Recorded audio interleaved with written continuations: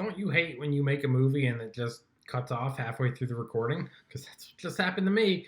I made two stock trades today, and I'm going to walk you through both of them. My name is Kenneth. I've been trading stocks for 11 years and investing for 20. I made two stock trades today. One was this one that you see right here, which was a dead cat bounce trade. Scalp trade is what they call it. And the other was a momentum trade. So this is 2 for 1. 2 for 1, that's four. This is 2 for 1. I'm going to go over all of them. I should also note that I'm very lazy. My chair cracks and squeaks when I move. Well, it didn't do it that time, but it might through the course of this video, so I'm sorry if you hear it. So first trade that I made today was a dead cat bounce. You can see here at the open, this is Amrs. It opened and it just immediately started dropping. What you never want to do is try to time it, catch a falling knife like that, try to guess where's it going to stop. Hey, you could buy it right here at 445 and it just keeps going lower. You end up taking a loss. So what we like to wait for is some sort of indicator that it's going to reverse. One indicator is consolidation, in other words, when it starts to trade sideways. Another is technical analysis indicators like the relative strength index.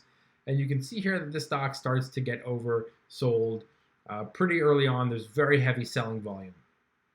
You'll also notice that I have another set of Fibonacci retracements. If we go back to the 20-day chart, I've got Fibonacci retracements here as well, but I wanted to set up some new ones on this 1-day chart from the most recent high to the most recent low, which was at the time at 9:30 or 9:40 or whatever in the morning, was this one right here, which is why I drew my retracement to this low. This is just the newest low of the day down here. So I'm looking right here at this relative strength, and I'm waiting for the stock to kind of have a little bit of a recovery. The downside to dead cat bounce trades or scalp trades like this is that you don't know how high it's going to bounce. So I don't really recommend that new traders do this. Just reason being, there's no real way to target, it's going to go up 7%. It's going to go up 10%. This is a very fast trade. It can change just like that. So you have to be very quick and look at the charts and go, you know what, this is going the opposite direction now. I'm taking a smaller profit. The last thing you want to do with a dead cat bounce is go, maybe it'll go up later. This isn't a swing trade. This isn't even really a full day trade, like where you buy in the morning and hold all day as the momentum is going. This was a very quick in and out. And if it starts to reverse, if it starts to slow down, you have to be fast. You can't look at it and go, oh man, I had a bigger profit here and now it's dropping. You just got to get out of these trades because this is a prime dead cat bounce. You take a dead cat and you drop it, it's going to hit the pavement and it's going to bounce a little before coming back down. So the idea is to be very fast with this, in, out. You can see right here that this stock sort of stops right on the support line and then starts to move higher. At which point I bought at $4.27, which is almost the bottom, right? It got down to $4.22, and I bought in right around here at $4.27, right on this recovery, and rode it very quickly. Right now, this is a 5-minute chart, so each one of these candlesticks represents 5 minutes. And you can see that over the course of where I purchased it at 427, right? Yeah, 427, right into this big green candle. 5 minutes, 10 minutes, 15 minutes, and then it reverses.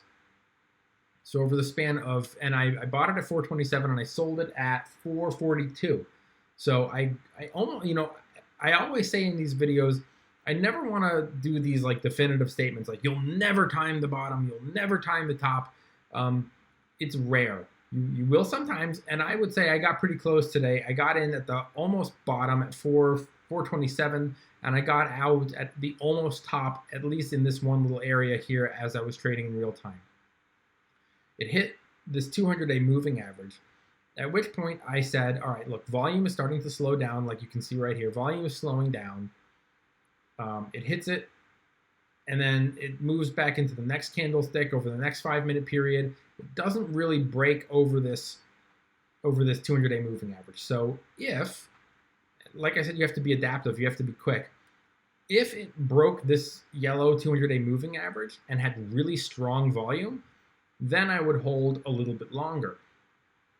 you have to be able to have a couple strategies, right? For me, I was looking at this going, if it bounces a little bit, I can make a little bit of money very quickly. I'll get out. If it crosses this 200-day moving average and moves higher, I'll continue to hold until it gets close to or becomes overbought, at which point then I'll sell that. And these Fibonacci retracements really give you the ability to kind of calculate out potential profits. If you don't know how to do them, I have videos on them, but just really quickly, you right click, you go to add drawing, you go to Fibonacci retracements, which is this percentage looking tool, and you can drag it from high to low and click anywhere, and it'll just drop the retracement, and there you have it. To get rid of it, you just right click on it and hit remove drawing, boom, it's gone. So here we have it. Like I mentioned at the beginning of the video, I was already filming this video when it cut out for some reason, so I don't remember if I repeated this or not. But if you want to change the color, edit properties, set color for all curves, and you can change it to any color you want right there. I set it to blue because I already have another one on this chart. So I pretty much timed it perfectly at the bottom, got out very quickly here. And one of the things that I do when I make these scalp trades, these very quick day trades, is as soon as I sell it, I move on to a different company. I type in something completely different, Apple, who cares? I just don't want to see it. Because if I come back and I see it, I'm going to do what we all do as stock traders. I'm going to bust out my calculator and I'm going to calculate what I could have made, and then I'm going to feel angry. So I immediately close out of the trade and I walk away. The only reason I'm looking at it now is because I'm making this video. So that's my dead cat bounce trade, very quick scalp trade, in, out, move on. The next trade that I made was just after that, was Ivda, I don't know how to pronounce it, just IVDA. This one I saw on FinViz a few days ago or last week or some. I've seen this somewhere. I can't remember exactly. Maybe it was one of my screeners. I saw it. I have it written down on my piece of paper over here. I set alerts. I just have it that I'm paying attention to. And I must have just closed out of Amrs and went right to this one and was just sitting here watching it. And I noticed a sudden tick in volume to the upside. Right here, you can see it. And we have two breakouts here. I like these back-to-back breakouts, especially on 5-minute charts, because it shows me continued interest in the stock. So it breaks out another 5 minutes and then another. So 5, 10, 15 minutes, and this stock has two breakouts and big volume.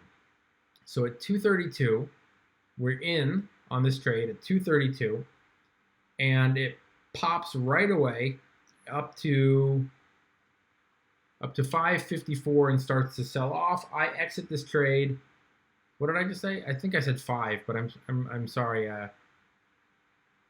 Hold on, I have it written down here. I should have better notes when I make these videos. Oh yeah, I got out at 250. I likely jumped out right here at 250 when the stock was immediately overbought, because I figured it was going to reverse course soon, and I wanted to get out and maximize my profit, which I think was around 7%. Is that right? Oh, you know what we can do? 232 was when I entered.